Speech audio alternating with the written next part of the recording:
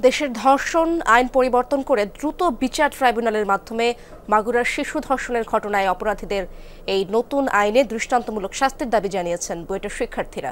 দুপুরে বাংলাদেশ প্রকৌশল বিশ্ববিদ্যালয় বুয়েটের শহীদ মিনারের সামনে মানববন্ধন থেকে এমন দাবি জানান শিক্ষার্থীরা। এ সময় শিক্ষার্থীরা অভিযোগ করেন, জুলাই আন্দোলনে আমরা শরিক হয়েছিলাম একটি বৈষম্যহীন সমাজের স্বপ্ন নিয়ে, যেখানে সব মানুষের সম্মানের সাথে বাঁচার অধিকার থাকবে।